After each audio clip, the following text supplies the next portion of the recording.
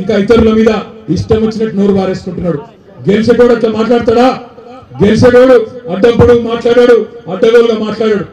గెలుస్తలేడు కాబట్టే, ఫ్రస్ట్రేషన్ లో ఉన్నాడు కాబట్టే ఇలా మోడీ గారు ఇష్టం వచ్చినట్టు మాట్లాడుతూ ఉన్నాడు.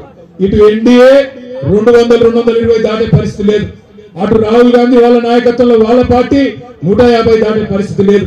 మీరు కింద 10-12 మాకు అప్పచెప్తే పార్లమెంట్ సీట్లు రేపు ఢిల్లీ వాళ్ళే ప్రత్యేకంగా వచ్చి కేసీఆర్ గారి దగ్గర దండం పెట్టి అన్నాదర మాకు మద్దతు అని వాళ్ళే బతిమలాడుకునే రోజులు వస్తాయి.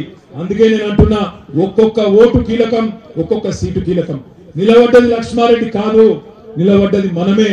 నిలబడ్డది ప్రతి గులాబీ నాయకుడు, ప్రతి గులాబీ ఆడబిడ్డ, ప్రతి గులాబీ అన్న అనే ఒక ఆలోచనతో పనిచేద్దాం తప్ప లక్ష్మారెడ్డి ఫోన్ చేసిందా లేదా, లక్ష్మారెడ్డి మా ఇంటికి వచ్చిందా లేదా, లక్ష్మారెడ్డి మా ఇంకా ఇతరుల మీద ఇష్టం వచ్చినట్టు నోరు వారేసుకుంటున్నాడు.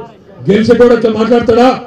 గెలిచేటోడు అడ్డంపుడు మాట్లాడాడు, అడ్డగోలుగా మాట్లాడాడు.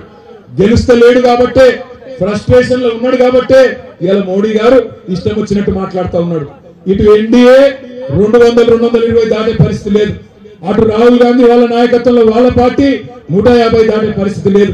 మీరు కింద 10-12 మాకు అప్పచెప్తే పార్లమెంట్ సీట్లు రేపు ఢిల్లీ వాళ్ళే ప్రత్యేకంగా వచ్చి కేసీఆర్ గారి దగ్గర దండం పెట్టి అన్నాదర మాకు మద్దతు అని వాళ్ళే బతిమలాడుకునే రోజులు వస్తాయి. అందుకే నేను అంటున్నా, ఒక్కొక్క ఓటు కీలకం, ఒక్కొక్క సీటు కీలకం.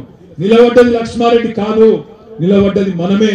నిలబడ్డది ప్రతి గులాబీ నాయకుడు, ప్రతి గులాబీ ఆడబిడ్డ, ప్రతి గులాబీ అన్న అనే ఒక ఆలోచనతో పనిచేద్దాం తప్ప లక్ష్మారెడ్డి ఫోన్ చేసిందా లేదా, లక్ష్మారెడ్డి మా ఇంటికి వచ్చిందా లేదా, లక్ష్మారెడ్డి మా